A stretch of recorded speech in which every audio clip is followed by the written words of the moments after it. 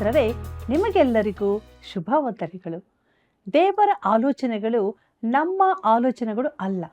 ಆತನ ಮಾರ್ಗಗಳು ನಮ್ಮ ಮಾರ್ಗಗಳಲ್ಲ. ಅದು ಎಷ್ಟೋ ಉನ್ನತವಾದದ್ದು. ದೇವರು ಒಬ್ಬ ವ್ಯಕ್ತಿಯನ್ನು ಉಪಯೋಗಿಸಿ ಹೇಗೆ ತನ್ನ ಇರುವಿಕೆಯನ್ನು ಜನರಿಗೆ ತಿಳಿಯಪಡಿಸಿದನು ಎಂಬ ಅದ್ಭುತವಾದ ವಿಷಯವನ್ನು ನಾವು ಇಂದು ತಿಳಿದುಕೊಳ್ಳಲಿರುವೆವು. ಆದ್ದರಿಂದ ಪ್ರಾರಂಭದಿಂದ ಕೊನೆಯವರೆಗೆ ಕಾರ್ಯಕ್ರಮ ವೀಕ್ಷಿಸಿ ಅಮೂಲ್ಯ ಆಶೀರ್ವಾದವನ್ನು ನಿಮ್ಮದಾಗಿ ಮಾಡಿಕೊಳ್ಳಿರಿ. ಬನ್ರಿ, ಪ್ರಾರ್ಥನಾ ಪೂರ್ವಕವಾಗಿ ಇಂದಿನ ಅಧ್ಯಯನವನ್ನು ಪ್ರಾರಂಭಿಸೋಣ. ಕರ್ತನಲ್ಲಿ ಪ್ರೀತಿಯುಳ್ಳ ಸಹೋದರ ಸಹೋದರಿಯರೇ, ನನ್ನನ್ನು ಕಳಿಸಿದಾತನ ಚಿತ್ತದಂತೆ ಮಾಡಿ ಆತನ ಕೆಲಸವನ್ನು ಪೂರೈಸುವುದೇ ನನ್ನ ಆಹಾರ ಎಂಬುದಾಗಿ ಹೇಳಿದಂಥ ನಮ್ಮ ರಕ್ಷಕನಾದ ಯೇಸು ಕ್ರಿಸ್ತನ ಪರಿಶುದ್ಧವುಳ್ಳ ನಾಮದಲ್ಲಿ ನಿಮ್ಮೆಲ್ಲರಿಗೂ ನನ್ನ ಹೃದಯಪೂರ್ವಕವಾದ ವಂದನೆಗಳು.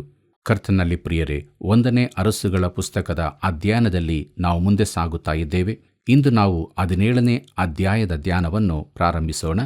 ಇದರ ಮುಖ್ಯ ಪ್ರಸ್ತಾಪ ಏಲಿಯನಿಂದ ಮುಂತಿಳಿಸಲ್ಪಟ್ಟ 3 ವರ್ಷಗಳ ಬರಗಾಲ ಎಂಬುದಾಗಿ. ಪ್ರಿಯರೇ, ಅಹಾಬ ಇಜಬೇಲರು ಸಿಂಹಾಸನವನ್ನೇರಿದಾಗ ದೇವರು ತನ್ನ ಸೇವಕನನ್ನು ಅಲ್ಲಿಗೆ ಕಳುಹಿಸುತ್ತಾನೆ. ಅವರ ಎದುರಿಗೆ ನಿಂತು ಮಾತನಾಡಬಲ್ಲ ಒಬ್ಬ ಧೈರ್ಯವುಳ್ಳಾತನು ಬೇಕಾಗಿತ್ತು. ದೇವರು ಅಂಥವನೊಬ್ಬನನ್ನು ತಯಾರು ಮಾಡಿದನು. ಅವನು ಎಲಿಯನು, ಸತ್ಯವೇದದಲ್ಲಿನ ಪ್ರವಾದಿಗಳಲ್ಲಿ ಶ್ರೇಷ್ಠನಾದವನೊಬ್ಬನು. ಮುಂದಕ್ಕೆ ನಾವು ನೋಡುತ್ತೇವೆ ಎಲಿಯನು ಬರಗಾಲವನ್ನು ಘೋಷಿಸಿದ್ದು ಎಂಬುದಾಗಿ. ಪ್ರಿಯರೇ, ಎಲಿಯನನ್ನು ಬಹಳ ನಾಟಕೀಯವಾದ ರೀತಿಯಲ್ಲಿ ಪರಿಚಯಿಸಲಾಗಿದೆ. ಅವನು ಅಹಾಬ ಇಜಬೇಲರ ಆಸ್ಥಾನಕ್ಕೆ ನೇರವಾಗಿ ಬಂದು ಒಂದು ಧೈರ್ಯದ ಘೋಷಣೆಯನ್ನು ಮಾಡುತ್ತಾನೆ. 1ನೇ ಅರಸುಗಳು 17ನೇ ಅಧ್ಯಾಯ 1ನೇ ವಚನವನ್ನು ಗಮನಿಸಿರಿ. ಅಲ್ಲಿ ಹೀಗೆ ಬರೆದದೆ: ಗಿಲ್ಯಾದಿನ ಪ್ರವಾಸಿಗಳಲ್ಲಿ ತಿಷ್ಬೀಯನಾದ ಎಲಿಯ ಎಂಬವನು ಅಹಾಬನಿಗೆ, ನಾನು ಸನ್ನಿಧಿ ಸೇವೆ ಮಾಡುತ್ತಿರುವ ಇಸ್ರಾಯೇಲ್ ದೇವರಾದ ಯೆಹೋವನಾಣೆ, ನಾನು ಸೂಚಿಸಿದ ಹೊರತು ಇಂದಿನಿಂದ ಕೆಲವು ವರ್ಷಗಳವರೆಗೆ ಮಳೆಯಾಗಲಿ ಮಂಜಾಗಲಿ ಬೀಳುವುದಿಲ್ಲ ಅಂದನು ಎಂಬುದಾಗಿ. ಪ್ರೀತಿಯುಳ್ಳ ದೇವಜನರೇ, ಎಲಿಯನು ಅಹಾಬ ಇಜಬೇಲರ ಆಸ್ಥಾನಕ್ಕೆ ಬಂದು ಅವಮಾನ ವರದಿಯನ್ನು ಕೊಡುತ್ತಾನೆ. ತಾನು ಹೇಳಿದ ಹೊರತು ಮಳೆಯಾಗುವುದಿಲ್ಲ ಎಂದು ಹೇಳಿದನು. ಬಳಿಕ ಬಂದ ಹಾಗೆಯೇ ನಾಟಕೀಯವಾಗಿ ಆಸ್ಥಾನದಿಂದ ಹೊರಹೋದನು. ಯಾರೂ ಈ ತನಕ ಇಷ್ಟೊಂದು ಧೈರ್ಯವಾಗಿ ಮಾತನಾಡದೇ ಇದ್ದರಿಂದ ಅಹಾಬ ಇಜಬೇಲರು ದಿಗಿಲು ಪಟ್ಟಿರಬಹುದು. ಅವನು ಅದೇ ರೀತಿಯಾಗಿ ಮಾತನಾಡುವ ಅಭ್ಯಾಸದವನೆಂದು ಅವರು ಮುಂದಕ್ಕೆ ತಿಳಿದುಕೊಳ್ಳುತ್ತಾರೆ. ಪ್ರಿಯರೇ, ಎಲಿಯನು ಒರಟು ಮನುಷ್ಯನೆಂಬ ಅಭಿಪ್ರಾಯ ನಮಗಾಗುತ್ತದೆ. ಸತ್ಯವೇದದಲ್ಲಿ ನೋಡುವ ಹಾಗೆ ತನ್ನ ಸೇವೆಗೆ ಬೇಕಾದವರನ್ನು ದೇವರು ಮರುಭೂಮಿಗೆ ಕರಕೊಂಡು ಹೋಗಿ ತರಬೇತು ನೀಡುತ್ತಿದ್ದನು. ಮೋಶೆಗೆ ಆದ ತರಬೇತಿ ಇದೇ ರೀತಿಯದಾಗಿತ್ತು. ಅಬ್ರಹಾಮನನ್ನು ಕಸ್ದಿಯರ ಊರ್ ಎಂಬಲ್ಲಿಂದ ಕರೆದು ಒರಟು ಪ್ರದೇಶದಲ್ಲಿ ಇರಿಸಿದನು. ಸ್ಥಾನಿಕನಾದ ಯೋಹಾನನನ್ನು, ಅಪೋಸ್ತಲ ಪೌಲನನ್ನು ಹೀಗೆಯೇ ದೇವರು ತರಬೇತಿಗೊಳಿಸಿದನು. ಪೌಲನು ಅರೇಬಿಯಾದ ಮರುಭೂಮಿಯಲ್ಲಿ ಕನಿಷ್ಠ 2 ವರ್ಷ ಪೂರ್ತಿ ಕಳೆದನು. ತನ್ನ ಜನರನ್ನು ತರಬೇತುಗೊಳಿಸುವ ದೇವರ ವಿಧಾನ ಇದೇ ಆಗಿದೆ. ಈಗ ಎಲಿಯನನ್ನು ಸಹ ಏಕಾಂಗಿಯಾಗಿ ಕರಕೊಂಡು ತರಬೇತುಗೊಳಿಸಿದನು. ಪ್ರಿಯರೇ, ಕೆರೀತ್ ಹಾಗೂ ಚರೇಪ್ತಾದಲ್ಲಿ ದೇವರು ಎಲಿಯನಿಗೆ ಆಹಾರ ಕೊಟ್ಟದ್ದು ಎಂಬ ವಿಚಾರವನ್ನು ನೋಡೋಣ. 1ನೇ ಅರಸುಗಳು 17ನೇ ಅಧ್ಯಾಯ 2 ಮತ್ತು 3ನೇ ವಚನ ಹೀಗೆ ಹೇಳುತ್ತದೆ: ತರುವಾಯ ಯೆಹೋವನು ಎಲಿಯನಿಗೆ, ನೀನು ಈ ಸ್ಥಳವನ್ನು ಬಿಟ್ಟು ಪೂರ್ವ ದಿಕ್ಕಿಗೆ ಹೋಗಿ ಯೋರ್ದಾನ್ ಹೊಳೆಯ ಆಚೆಯಲ್ಲಿರುವ ಕೆರೀತ್ ಹಳ್ಳದಲ್ಲಿ ಅಡಗಿಕೋ ಎಂಬುದಾಗಿ. ಪ್ರಿಯರೇ, ಎಲಿಯನು ಆದಷ್ಟು ದೂರದ ಸ್ಥಳಕ್ಕೆ ಹೋಗಬೇಕೆಂದು ದೇವರು ಹೇಳುತ್ತಾನೆ. ಅವನು ಮರುಭೂಮಿಯಲ್ಲಿನ ಒಂದು ಹಳ್ಳದ ಬಳಿಗೆ ಬಂದನು. ಮುಂದಕ್ಕೆ ನೋಡೋಣ. 1 ಅರಸರುಗಳು 17ನೇ ಅಧ್ಯಾಯ 4ನೇ ವಚನವನ್ನು. ಅಲ್ಲಿ ಹೀಗೆ ಬರೆದದೆ: ಆ ಹಳ್ಳದ ನೀರು ನಿನಗೆ ಪಾನವಾಗಿರುವುದು, ನಿನಗೆ ಆಹಾರ ತಂದುಕೊಡಬೇಕೆಂದು ಕಾಗೆಗಳಿಗೆ ಆಜ್ಞಾಪಿಸಿದ್ದೇನೆ ಎಂದು ಹೇಳಿದನು ಎಂಬುದಾಗಿ. ಪ್ರಿಯರೇ, ದೇವರು ಎಲಿಯನನ್ನು ನೋಡಿಕೊಳ್ಳಲು 2 ವಿಧಾನಗಳನ್ನು ಉಪಯೋಗಿಸಿದನು. ಒಂದು, ಸ್ವಾಭಾವಿಕ ಮೂಲವಾದ ಹಳ್ಳ, ಅದರ ನೀರನ್ನು ಅವನು ಕುಡಿಯಬೇಕಿತ್ತು. 2ನೆಯದು ಮಾನವಾತೀತ ವಿಧಾನ, ಕಾಗೆಗಳು ಅವನಿಗೆ ಆಹಾರ ತಂದುಕೊಡುತ್ತಿದ್ದದ್ದು. ಪ್ರಿಯರೇ, ಎಲಿಯನು ಸ್ವಲ್ಪ ಕಾಲ ಅಲ್ಲಿಯೇ ಇದ್ದನು. ಕ್ರಮೇಣ ಹಳ್ಳವು ಬತ್ತಿ ಹೋಯಿತು. 1ನೇ ಅರಸುಗಳು 17ನೇ ಅಧ್ಯಾಯ 7ನೇ ವಚನವನ್ನು ಗಮನಿಸಿರಿ. ಅಲ್ಲಿ ಹೀಗೆ ಬರೆದದೆ: ದೇಶದಲ್ಲಿ ಮಳೆ ಇಲ್ಲದ್ದರಿಂದ ಕೆಲವು ದಿವಸಗಳಾದ ನಂತರ ಹಳ್ಳವು ಬತ್ತಿ ಹೋಯಿತು ಎಂಬುದಾಗಿ. ಕರ್ತನಲ್ಲಿ ಪ್ರಿಯರೇ, ಈ ಮನುಷ್ಯನು ಮರುಭೂಮಿ ಸ್ಥಳದಲ್ಲಿದ್ದು ಪ್ರತಿದಿನ ಹಳ್ಳಕ್ಕೆ ಹೋಗುವಾಗ ಅದರಲ್ಲಿನ ನೀರು ಕಡಿಮೆಯಾಗುತ್ತಾ ಬರುವುದನ್ನು ನೋಡುತ್ತಿದ್ದನು. ಪ್ರತಿದಿನ ಎಷ್ಟು ಕಡಿಮೆ ಆಯಿತು ಎಂಬುದನ್ನು ಅವನು ಅಳೆಯಬಹುದಿತ್ತು. ನೀರು ಪೂರ ಆರಿ ಹೋಗಲು ಇನ್ನೆಷ್ಟು ದಿನ ಬೇಕಾದಿತ್ತೆಂದು ಲೆಕ್ಕ ಹಾಕಬಹುದಿತ್ತು. ಸಂಖ್ಯೆಗಳ ಲೆಕ್ಕದಲ್ಲಿರುವ ದೋಷ ಇದೇ ಆಗಿದೆ. ಈ ದಿನಗಳಲ್ಲಿ ಸಂಖ್ಯೆಗಳ ಆಧಾರದಲ್ಲಿ ಸಭೆಯ ಸ್ಥಿತಿಯನ್ನು ತೀರ್ಮಾನಿಸಲಾಗುತ್ತದೆ. ಪ್ರಿಯರೇ, ಒಂದು ಸಭೆಯಲ್ಲಿ ಒಳ್ಳೆ ಕಾಣಿಕೆ ಕೂಡಿಕೆ ಆದರೆ, ಹೊಸ ಸದಸ್ಯರು ಸೇರಿದರೆ, ಆರಾಧನೆಗೆ ಜನರು ಹೆಚ್ಚು ಬಂದರೆ ಆ ಸಭೆ ಒಳ್ಳೆ ಯಶಸ್ವಿ ಸಭೆಯೆಂದು ಪರಿಗಣಿಸಲ್ಪಡುತ್ತದೆ. ಆದರೆ ನಿಜ ಸಂಗತಿ ಈ ರೀತಿಯಾಗಿ ಇರುವುದಿಲ್ಲ. ಪ್ರೀತಿಯುಳ್ಳ ದೇವಜನರೇ, ಎಲಿಯನು ತನ್ನ ಕೊನೆ ಕಾಲವನ್ನು ಲೆಕ್ಕ ಹಾಕಬಹುದಾಗಿತ್ತು. ಆದರೆ ನಿರ್ಜೀವ ಸಂಖ್ಯೆಗಳು ಆತ್ಮಿಕ ಸ್ಥಿತಿಯನ್ನು ತಿಳಿಸಲಾರವು. ಸಭೆಯ ನಿಜ ಸ್ಥಿತಿಯನ್ನು ಹಣದ ಲೆಕ್ಕಾಚಾರದಲ್ಲಿ ತಿಳಿಸಲಾಗುತ್ತಿಲ್ಲ. ಭಕ್ತಿ ಸಂಜೀವನವನ್ನು ಕೂಡ ಸಂಖ್ಯೆಗಳಿಂದ ನಿರ್ಧರಿಸಲಾಗದು. ಕರ್ತನಲ್ಲಿ ಪ್ರಿಯರೇ, ದಿನೇ ದಿನೇ ಬತ್ತುತ್ತಿದ್ದ ಆ ಹಳ್ಳವನ್ನು ನೋಡುತ್ತಿದ್ದ ಎಲಿಯನು ಆತ್ಮಿಕ ಪಾಠವೊಂದನ್ನು ಕಲಿತುಕೊಂಡನು. ತನ್ನ ಜೀವಿತ ಕೂಡ ಈ ಒಣಗುತ್ತಿರುವ ಹಳ್ಳದಂತೆಯೇ ಎಂದು. ಅವನು ಏನೂ ಅಲ್ಲ, ಕೇವಲ ನೀರು ಹರಿದು ಹೋಗುವ ಒಂದು ಕಾಲುವೆ ಮಾತ್ರ. ಕರ್ತನಾದ ಯೇಸು ಹೇಳಿದ್ದನು. ಯೋಹಾನು ಬರೆದ ಸುವಾರ್ತೆ 4ನೇ ಅಧ್ಯಾಯ 13 ಮತ್ತು 14ನೇ ವಚನದಲ್ಲಿ ಅಲ್ಲಿ ಹೀಗೆ ನೋಡುತ್ತೇವೆ. ಈ ನೀರನ್ನು ಕುಡಿಯುವವರೆಲ್ಲರಿಗೆ ತಿರುಗಿ ನೀರಡಿಕೆಯಾಗುವುದು. ನಾನು ಕೊಡುವ ನೀರನ್ನು ಕುಡಿದವನಿಗೆ ಎಂದಿಗೂ ನೀರಡಿಕೆಯಾಗುವುದಿಲ್ಲ.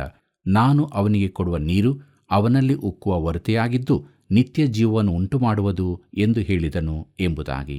ಪ್ರಿಯರೇ, ಜೀವದ ನೀರಾಗಿರುವ ದೇವರ ವಾಕ್ಯವು ನಿನ್ನ ಮೂಲಕವಾಗಿ ಹರಿದು ಹೋಗುವಾಗ ಮಾತ್ರ ನೀನು ಆಶೀರ್ವಾದದ ಕಾಲುವೆಯಾಗುತ್ತಿ. ಎಲಿಯನು ಇದನ್ನು ಕಲಿಯಬೇಕಾಗಿತ್ತು. ನಾನು ನೀನು ಇದನ್ನು ಕಲಿಯಬೇಕು. ಪ್ರಿಯರೇ, ಮುಂದಕ್ಕೆ ನೋಡುತ್ತೇವೆ, ದೇವರು ಎಲಿಯನನ್ನು ಅಲ್ಲಿಂದ ಸ್ಥಳಾಂತರಿಸಿದನು ಎಂಬುದಾಗಿ. 1ನೇ ಅರಸುಗಳು 17ನೇ ಅಧ್ಯಾಯ 8ನೇ ವಚನದಿಂದ 12ನೇ ವಚನದವರೆಗೆ ದಯವಿಟ್ಟು ನೀವು ನಿಮ್ಮ ಸತ್ಯವೇದದಲ್ಲಿ ಓದಿಕೊಳ್ಳಬೇಕಾಗಿ ಪ್ರೀತಿಯಿಂದ ಕೇಳಿಕೊಳ್ಳುತ್ತೇನೆ. ಪ್ರಿಯರೇ, ಈ ವಾಕ್ಯ ಭಾಗಗಳ ಮುಖ್ಯಾಂಶಗಳನ್ನು ನಾವು ನೋಡುವಾಗ, ಎಲಿಯನು ಆ ವಿಧವೆಯು ಖಾಲಿಯಾದ ಮಡಕೆಯನ್ನು ದೃಷ್ಟಿಸಿ ದೇವರಿಗೆ ಸ್ತುತಿಪದ ಹಾಡಿರಬಹುದು. ಆ ಖಾಲಿ ಮಡಿಕೆಯ ಮೂಲಕವೇ ದೇವರು ಅವರನ್ನು ಕಾಪಾಡಿದನು. ಎಲಿಯನು ಇಲ್ಲಿ ಇನ್ನೊಂದು ಪಾಠವನ್ನು ಕಲಿತನು. ಈ ಪಾಠವನ್ನು ನಾನು ನೀವು ಕೂಡ ಕಲಿಯತಕ್ಕದ್ದು. ಪ್ರಿಯರೇ, ನಾವು ಖಾಲಿ ಮಡಕೆಗಳೇ ಹೊರತು ಬೇರೇನೂ ಅಲ್ಲ. ಪ್ರತಿಷ್ಠೆಯ ಸಮಯದಲ್ಲಿ ನಾವು ನಮ್ಮ ತಲಾಂತುಗಳನ್ನು ದೇವರಿಗೆ ಸಮರ್ಪಿಸಬೇಕು ಎಂದು ಕೇಳುತ್ತೇವೆ. ಆದರೆ ಮಿತ್ರನೇ, ದೇವರಿಗೆ ಕೊಡಲು ನಮ್ಮಲ್ಲಿ ಏನೂ ಇರುವುದಿಲ್ಲ. ಕಾನಾದಲ್ಲಿ ಆದ ಮದುವೆಯಲ್ಲಿ ಅತೀ ಮುಖ್ಯವಾದ ಸಂಗತಿ ಏನಾಗಿತ್ತು? ಮದುಮಗಳ ಪೋಷಾಕುಗಳು ಅಲ್ಲ, ಅಲ್ಲಿದ್ದ ಖಾಲಿ ನೀರಿನ ಬಾನೆಗಳೇ ಆಗಿದ್ದವು. ಯೇಸು ಅವುಗಳನ್ನು ನೀರಿನಿಂದ ತುಂಬಿಸಿದಾಗ ಅದರಿಂದ ಅತಿಥಿಗಳಿಗೆ ರುಚಿಯಾದ ದ್ರಾಕ್ಷಾರಸವನ್ನು ಕೊಡುವಂತಾಯಿತು. ಆ ಮದುವೆಯಲ್ಲಿ ಅತೀ ಮುಖ್ಯವಾದ ವಿಶೇಷವಾದ ಸಂಗತಿ ಅದೇ ಆಗಿತ್ತು. ಕರ್ತನಲ್ಲಿ ಪ್ರಿಯರೇ, ನಾವು ಖಾಲಿ ಮಡಕೆಗಳು, ಖಾಲಿ ಬಾನೆಗಳಲ್ಲದೆ ಬೇರೇನೂ ಅಲ್ಲ. ನಮ್ಮಲ್ಲಿ ಜೀವದ ನೀರನ್ನು, ಜೀವದ ರೊಟ್ಟಿಯನ್ನು ತುಂಬಿಸುವವರೆಗೆ ನಾವು ಏನೂ ಅಲ್ಲದವರಾಗಿದ್ದೇವೆ. ಇದನ್ನು ತಿಳಿದುಕೊಳ್ಳದ ನಾವು ನಮ್ಮ ಸಭೆಗಳಲ್ಲಿ ಆತ್ಮಿಕ ಪ್ರದರ್ಶನಗಳನ್ನು ನಡೆಸುತ್ತೇವೆ. ಆದರೆ ನಾವು ಧಾರ್ಮಿಕ ಕ್ಲಬ್ಗಳಂತಿದ್ದು ಯಾವ ಆತ್ಮಿಕ ಜೀವವೇ ಇಲ್ಲದಂತಿರುತ್ತೇವೆ. ಪ್ರಿಯರೇ, ಸಭೆಯ ಹೊರಗಿನ ಇಂತಹ ಕಾರ್ಯಕ್ರಮಗಳಲ್ಲಿ ಹೆಚ್ಚಿನ ಜನರು ಉತ್ಸಾಹವೂ ತುಂಬಿರುತ್ತದೆ. ಅನೇಕ ಇಂಥ ಸಭಾ ಕಾರ್ಯಕ್ರಮಗಳು ದುಃಖದಾಯಕವಾಗಿಯೂ ಅರ್ಥಹೀನವೂ ಆಗಿರುತ್ತದೆ. ನಾವು ಕೇವಲ ಖಾಲಿ ಮಡಕೆಯಾಗಿದ್ದೇವೆಂಬುದನ್ನು ಮರೆಯಬಾರದು. ಮುಂದಕ್ಕೆ ನಾವು ನೋಡೋಣ, ವಿಧವೆಯ ಮಗನನ್ನು ಎಲಿಯನು ಬದುಕಿಸಿದ್ದು ಎಂಬುದಾಗಿ. 1ನೇ ಅರಸುಗಳು 17ನೇ ಅಧ್ಯಾಯ 17ನೇ ವಚನ ಹೀಗೆ ಹೇಳುತ್ತದೆ. ಕೆಲವು ದಿನಗಳಾದ ನಂತರ ಮನೆಯ ಯಜಮಾನಿಯಾದ ಆ ಸ್ತ್ರೀಯ ಮಗನು ಅಸ್ವಸ್ಥನಾದನು. ಹುಡುಗನಿಗೆ ರೋಗವು ಹೆಚ್ಚಾದುದರಿಂದ ಉಸಿರಾಡುವುದು ನಿಂತು ಹೋಯಿತು ಎಂಬುದಾಗಿ. ಪ್ರಿಯರೇ, ವಿಧವೆಯ ಮಗನು ಸತ್ತು ಹೋದನು. ಎಲಿಯನು ಏನು ಮಾಡಿದನು ಎಂಬುದನ್ನು ನೋಡೋಣ.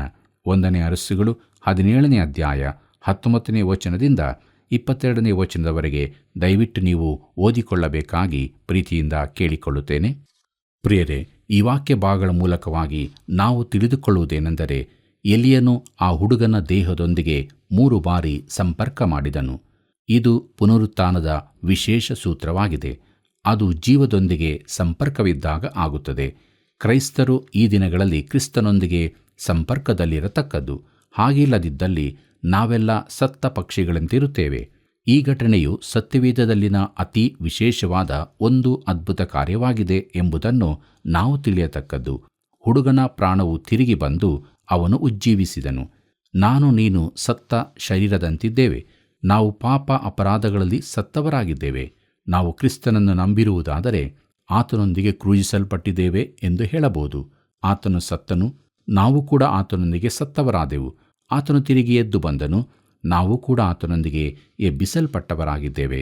ಜೀವಿಸುವ ಕ್ರಿಸ್ತನೊಂದಿಗೆ ನಾವು ಸೇರಿಸಲ್ಪಟ್ಟಿದ್ದೇವೆ. ಪ್ರಿಯರೇ, ಸೇರಿಸಲ್ಪಡದಿದ್ದರೆ ನಾವು ಏನೂ ಅಲ್ಲದವರೇ. ದೇವರು ಎಲಿಯನನ್ನು ಉಪಯೋಗಿಸಿಕೊಂಡನು. ತಾನು ಏನೂ ಅಲ್ಲವೆಂದು ಮನುಷ್ಯನು ತಿಳಿದುಕೊಳ್ಳುವವರೆಗೆ ದೇವರು ಅವನಿಂದ ಯಾವ ಕಾರ್ಯವನ್ನೂ ಮಾಡಿಸಿಕೊಳ್ಳಲಾಗುವುದಿಲ್ಲ. ನಮ್ಮಲ್ಲಿ ಅನೇಕರ ಸಮಸ್ಯೆ ಇದೇ ಆಗಿದೆ. ನಾವು ಬಲಶಾಲಿಗಳೆಂದು, ತುಂಬ ಸಾಮರ್ಥ್ಯವುಳ್ಳವರೆಂದು ಭಾವಿಸಿಕೊಳ್ಳುವುದರಿಂದಲೇ ದೇವರು ನಮ್ಮನ್ನು ಉಪಯೋಗಿಸುವುದಕ್ಕಾಗುವುದಿಲ್ಲ. ಪ್ರೀತಿಯುಳ್ಳ ದೇವಜನರೇ, ಮುಂದಕ್ಕೆ ನಾವು 1ನೇ ಅರಸುಗಳು ಪುಸ್ತಕದ 18ನೇ ಅಧ್ಯಾಯದ ಧ್ಯಾನವನ್ನು ಮಾಡೋಣ. ಇದರ ಮುಖ್ಯ ಪ್ರಸ್ತಾಪ ಎಲಿಯನು ಬಾಳನ ಪ್ರವಾದಿಗಳು ಎಂಬುದಾಗಿ. ಪ್ರಿಯರೇ, ಸತ್ಯವೇದದಲ್ಲಿನ ಅತಿ ರಂಜಿತವಾದ ಒಂದು ಅಧ್ಯಾಯ ಇದಾಗಿದೆ. ನಿಜ ದೇವರು ಯಾರೆಂದು ಪರೀಕ್ಷಿಸಲು ಎಲಿಯನು ಬಾಳನ ಪ್ರವಾದಿಗಳೊಂದಿಗೆ ಸವಾಲು ಹಾಕುತ್ತಾನೆ. ಬಾಳನ 450 ಮಂದಿ ಪ್ರವಾದಿಗಳು ಈ ಒಬ್ಬ ವ್ಯಕ್ತಿ ಎಲಿಯನಿಗೆದುರಾಗಿದ್ದರು. 1ನೇ ಅರಸುಗಳು 18ನೇ ಅಧ್ಯಾಯ 1 ಮತ್ತು 2ನೇ ವಚನವನ್ನು ಗಮನಿಸಿರಿ. ಅಲ್ಲಿ ನಾವು ಹೀಗೆ ನೋಡುತ್ತೇವೆ. ಅನೇಕ ದಿವಸಗಳಾದ ನಂತರ ಏಲಿಯನಿಗೆ ಯೆಹೋವನ ವಾಕ್ಯ ಉಂಟಾಯಿತು. ಬರಗಾಲದ 3ನೇ ವರ್ಷದಲ್ಲಿ ಆತನು ಅವನಿಗೆ, ನೀನು ಹೋಗಿ ಅಹಾಬನನ್ನು ಕಾಣು, ನಾನು ದೇಶಕ್ಕೆ ಮಳೆ ಕೊಡುತ್ತೇನೆ ಅಂದನು. ಏಲಿಯನು ಅಹಾಬನನ್ನು ನೋಡುವುದಕ್ಕೆ ಹೊರಟನು. ಆಗ ಸಮಾರ್ಯದಲ್ಲಿ ಬರವು ಬಹು ಘೋರವಾಗಿತ್ತು ಎಂಬುದಾಗಿ. ಪ್ರೀತಿಯುಳ್ಳ ದೇವಜನರೇ, ದೇವರು ಎಲಿಯನನ್ನು ಉಪಯೋಗಿಸಲು ಸಿದ್ಧನಾದನು. ಈಗ ಈ ಎಲಿಯನು ಧೈರ್ಯವಾಗಿ ನಿಲ್ಲಬಲ್ಲನು. ತಾನು ಏನೂ ಅಲ್ಲವೆಂದು, ದೇವರೇ ಎಲ್ಲವೂ ಎಂದು ಅವನು ಕಲಿತುಕೊಂಡನು. ಈಗ ಅವನು ಸಿದ್ಧನಾಗಿ ಅಹಾಬನನ್ನು ಸಂಧಿಸಲು ಹೊರಟನು. ಕರ್ತನಲ್ಲಿ ಪ್ರಿಯರೇ, 1 ಅರಸುಗಳು 18ನೇ ಅಧ್ಯಾಯ 3ರಿಂದ 6ನೇ ವಚನದವರೆಗೆ ಕೂಡ ತಾವು ತಮ್ಮ ಸತ್ಯವೇದದಲ್ಲಿ ಓದಿಕೊಳ್ಳಬೇಕಾಗಿ ಪ್ರೀತಿಯಿಂದ ಕೇಳಿಕೊಳ್ಳುತ್ತೇನೆ. ಈ ವಾಕ್ಯ ಭಾಗಗಳು ನಮಗೆ ತಿಳಿಸುವುದೇನೆಂದರೆ, ಬರಗಾಲವು ಬಹು ಘೋರ ಸ್ಥಿತಿಗೆ ಮುಟ್ಟಿತ್ತು. ಹೆಚ್ಚಿನ ಗಿಡ ಪೊದೆಗಳು ಒಣಗಿ ಹೋಗಿ ಪಶುಗಳಿಗೂ ಆಹಾರ ದೊರೆಯದ ಸ್ಥಿತಿ ಉಂಟಾಯಿತು. ಆದ್ದರಿಂದ ಅಹಾಬನು ಅವನ ಸೇವಕನಾದ ಒಬದ್ಯನು ಹಸಿರು ಹುಲ್ಲಿನ ಸ್ಥಳಕ್ಕಾಗಿ ಹುಡುಕಾಡುತ್ತಾ ಹೋದರು. ಅಹಾಬನು ಒಂದು ದಿಕ್ಕಿಗೂ ಒಬದ್ಯನು ಇನ್ನೊಂದು ದಿಕ್ಕಿಗೂ ಹೊರಟನು. ಒಬದ್ಯನು ಅಹಾಬನ ಅರಮನೆಯಲ್ಲಿ ಒಬ್ಬ ಅಧಿಕಾರಿಯಾಗಿದ್ದನು. ಅವನು ದೇವರಿಗೆ ಭಯಪಡುವನಾಗಿದ್ದು 100 ಮಂದಿ ಪ್ರವಾದಿಗಳನ್ನು ಇಜಬೇಳನ ಕೋಪಕ್ಕೆ ತಪ್ಪಿಸಿ ಕಾಯುತ್ತಿದ್ದನು. 1ನೇ ಅರಸುಗಳು 18ನೇ ಅಧ್ಯಾಯ 7 ಮತ್ತು 8ನೇ ವಚನವನ್ನು ಗಮನಿಸಿರಿ. ಅಲ್ಲಿ ಹೀಗೆ ಬರೆದದೆ, ಒಬದ್ಯನು ಪ್ರಯಾಣ ಮಾಡುತ್ತಿರುವಾಗ ಎಲಿಯನು ಪಕ್ಕನೇ ಅವನಿಗೆ ಎದುರಾದನು. ಒಬದ್ಯನು ಅವನ ಗುರುತು ಹಿಡಿದು ಸಾಷ್ಟಾಂಗ ನಮಸ್ಕಾರ ಮಾಡಿ, ನೀನು ನನ್ನ ಸ್ವಾಮಿಯಾದ ಎಲಿಯನೋ ಎಂದು ಕೇಳಲು ಅವನು, ಹೌದು, ನೀನು ಹೋಗಿ ನಿನ್ನ ಒಡೆಯನಿಗೆ ಎಲಿಯನು ಬಂದಿದ್ದಾನೆಂದು ಹೇಳು ಅಂದನು ಎಂಬುದಾಗಿ. ಕರ್ತನಲ್ಲಿ ಪ್ರಿಯರೇ, ಒಬದ್ಯನು ಹುಲ್ಲಿನ ಸ್ಥಳಗಳಿಗಾಗಿ ಹುಡುಕುತ್ತಿರುವಾಗ ಎಲಿಯನನ್ನು ಸಂಧಿಸಿದನು. ಎಲಿಯನು ಒಬದ್ಯನಿಗೆ ತಾನು ಬಂದಿರುವ ಸಮಾಚಾರವನ್ನು ತಿಳಿಸಲು ಹೇಳಿದನು. ಎಲಿಯನಂತಹ ಧೈರ್ಯಸ್ಥರು ನಮಗೆ ಈ ದಿನಗಳಲ್ಲಿ ಅವಶ್ಯವಿದ್ದಾರೆ.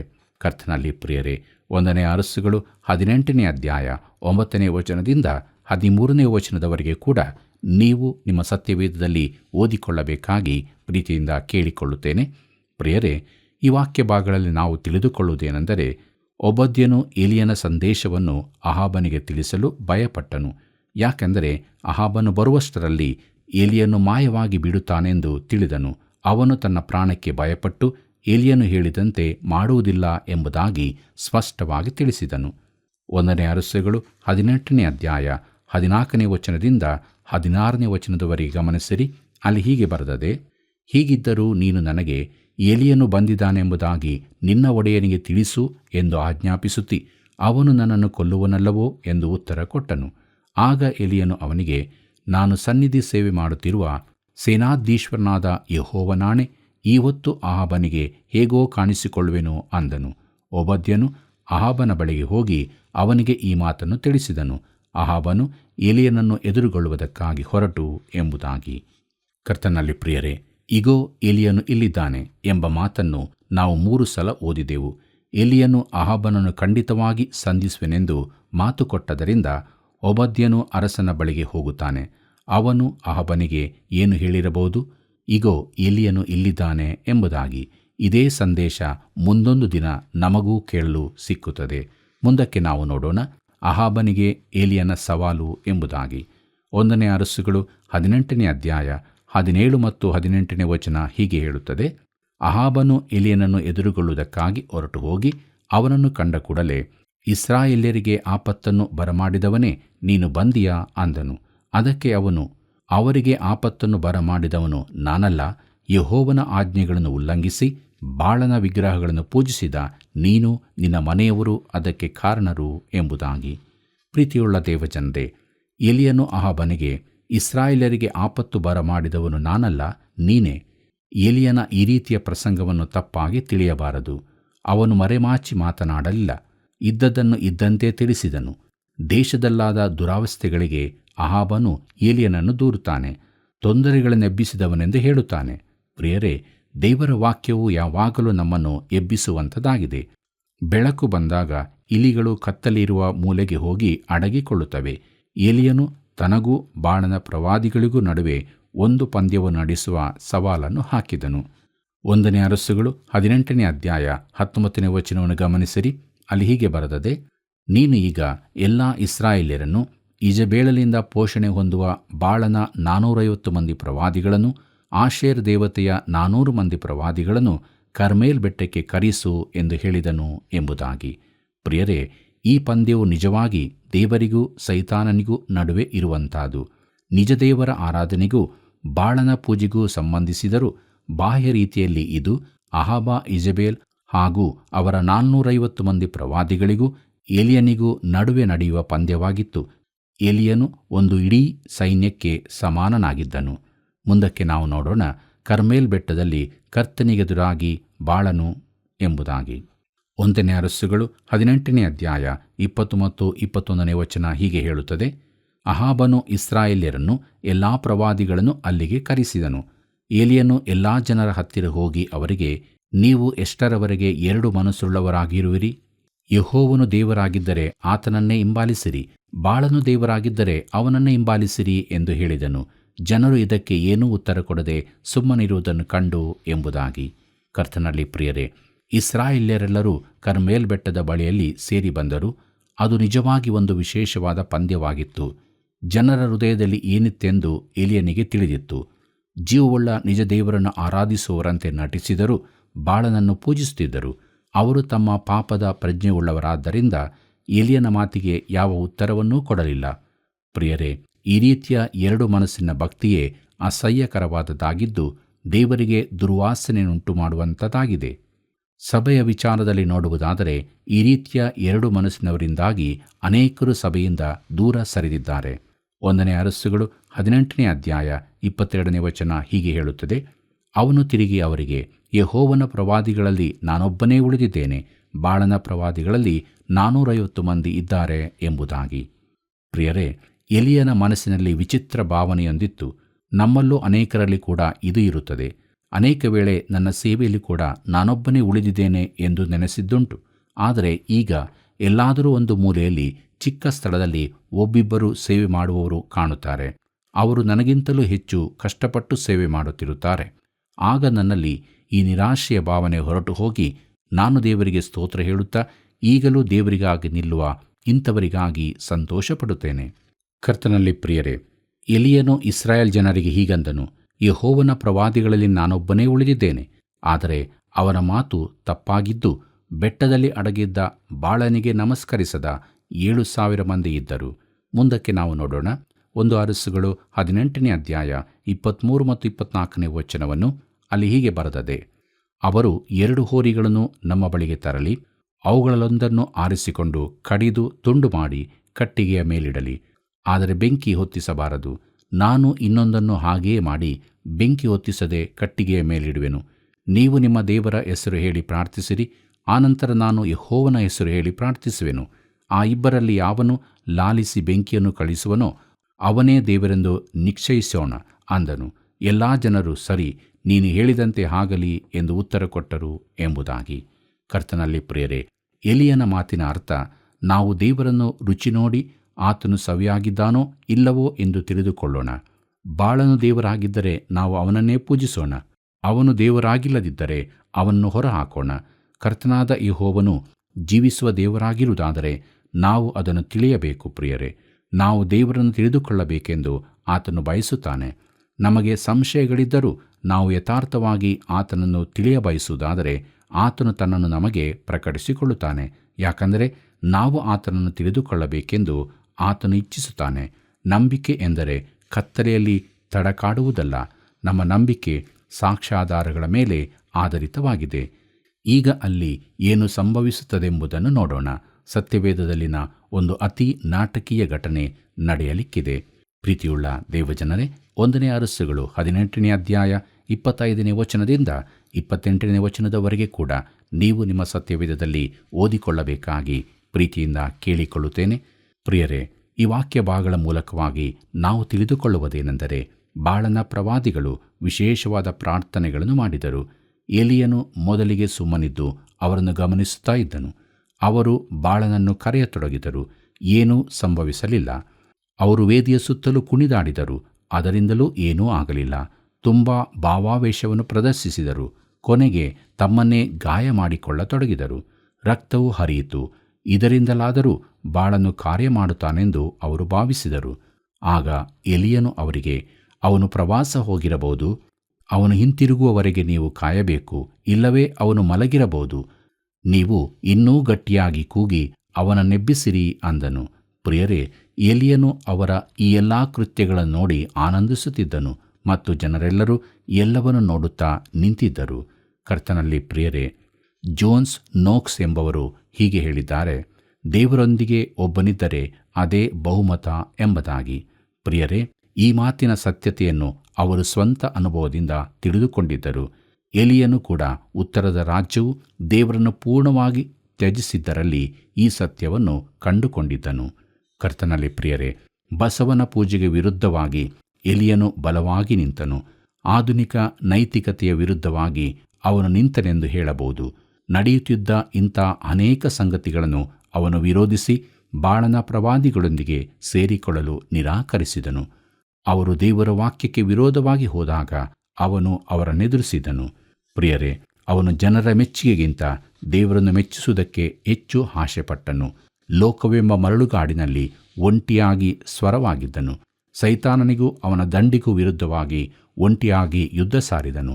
ಬಾಳನ ಪ್ರವಾದಿಗಳ ಹಿಂಡಿನೆದುರು ಒಬ್ಬಂಟಿಗನಾಗಿ ಹೋರಾಡಿದನು. ದೇವರಿಗಾಗಿ ತನ್ನ ನಿಲುವನ್ನು ತೋರಿಸಲು ಅವನು ಕರ್ಮೇಲ್ ಬೆಟ್ಟವನ್ನೇ ಆರಿಸಿಕೊಂಡನು. ಪ್ರೀತಿಯುಳ್ಳ ದೇವಜನರೇ, ನಮ್ಮ ಜೀವಿತದಲ್ಲಿ ಇಹಲೋಕದಲ್ಲಿ ನಾವು ಯಾರನ್ನು ಮೆಚ್ಚಿಸುತ್ತಾ ಇದ್ದೇವೆ? ದೇವರನ್ನು ಅಥವಾ ಲೋಕವನ್ನು? ನಮ್ಮನ್ನು ನಾವು ಪರೀಕ್ಷಿಸಿಕೊಳ್ಳೋಣ. ಈ ಲೋಕದಲ್ಲಿ ನಾವಿರುವಾಗ ವಿಶ್ವಾಸಿಗಳಾಗಿ ನಾವು ಲೋಕದವರಾಗಿರದೆ ದೇವರನ್ನೇ ಮೆಚ್ಚಿಸಿ ಆತನನ್ನು ಘನಪಡಿಸೋಣ. ಇಂಥ ಜೀವಿತವನ್ನು ಜೀವಿಸುವುದಕ್ಕೆ ದೇವರು ತಾನು ನಮಗೆ ಸಹಾಯ ಮಾಡಿ ನಡೆಸಲಿ. ಕರ್ತನ ಕೃಪೆಯು ಸದಾ ನಿಮ್ಮ ಸಂಗಡ ಇರಲಿ. ದೇವರು ಎಲಿಯನನ್ನು ಸ್ವಾಭಾವಿಕ ಮತ್ತು ಮಾನವತೀತ ವಿಧಾನದ ಮೂಲಕ ಬರಗಾಲದಲ್ಲಿ ಸಂರಕ್ಷಿಸಿ ಕರ್ಮೇಲ್ ಬೆಟ್ಟದಲ್ಲಿನ ಬೆಳಕಿಗೂ ಕತ್ತಲೆಗೂ ನಡುವಿಗೂ ಹೋರಾಟಕ್ಕೆ ಸಿದ್ಧಗೊಳಿಸಿದನು. ಖಾಲಿಯಾದ ಮಡಿಕೆಯಲ್ಲಿ ಆದ ಅದ್ಭುತ. ವಿಧವೆಯ ಮಗನು ತಿರುಗಿ ಜೀವ ಹೊಂದಿದ್ದು. ಅಹಾಬನಿಗೆ ಎಲಿಯನ ಸವಾಲು ಎಂತಹ ಅಮೂಲ್ಯ ಸಂಗತಿಗಳಲ್ಲವೇ? ಹೌದು, ನಮ್ಮನ್ನು ನಾವು ದೇವರ ಮುಂದೆ ಖಾಲಿಯಾಗಿ ಮಾಡಿಕೊಂಡಾಗ ಆತನು ನಮ್ಮನ್ನು ತುಂಬಿಸಿ ನಡೆಸ್ತಾನೆ. ಈ ಅದ್ಭುತ ನಮ್ಮೆಲ್ಲರ ಜೀವಿತಗಳಲ್ಲಿ ಆಗಲಿ. ಬನ್ರಿ ಪ್ರಾರ್ಥನೆಯನ್ನು ಮಾಡೋಣ. ಕೃಪಾ ಕನಿಕರವುಳ್ಳ ನಮ್ಮ ತಂದೆಯಾದ ದೇವರೇ, ಪರಲೋಕದಲ್ಲಿ ನಿವಾಸವಾಗಿರುವ ಆತನೇ, ನಿನ್ನ ಪರಿಶುದ್ಧವಾದಂಥ ನಾಮಕ್ಕೆ ಸ್ತೋತ್ರವಾಗಲಿ. ನಿನ್ನ ಪರಿಶುದ್ಧ ಆತ್ಮನಿಂದ ತುಂಬಿಸಲ್ಪಟ್ಟು ಇಗೋ ಕರ್ತನೆ, ದೇವರ ಮಕ್ಕಳಾದ ಅನೇಕರ ಜೀವಿತಗಳನ್ನು ನಾವು ನಿನ್ನ ವಾಕ್ಯದಲ್ಲಿ ಧ್ಯಾನಿಸ್ತಿರುವಾಗ ಈ ಕಾರ್ಯಕ್ರಮವನ್ನು ವೀಕ್ಷಿಸುತ್ತಿರುವಂಥ ಪ್ರತಿಯೊಬ್ಬ ವೀಕ್ಷಕ ಬಾಂಧವರನ್ನು ಆಶೀರ್ವದಿಸಿ ನಿನ್ನ ಪವಿತ್ರಾತ್ಮನಿಂದ ತುಂಬಿಸಿ ಅವರನ್ನು ನಿತ್ಯವೂ ನಡೆಸಬೇಕೆಂಬುದಾಗಿಯೂ ಈ ಪ್ರಾರ್ಥನೆಯನ್ನು ಸ್ತೋತ್ರ ಮಾಡುತ್ತಾ ಯೇಸುವಿನ ಪರಿಶುದ್ಧ ನಾಮದಲ್ಲಿ ಬೇಡಿದ್ದೇವೆ ತಂದೆಯೇ, ಆಮೇನ್.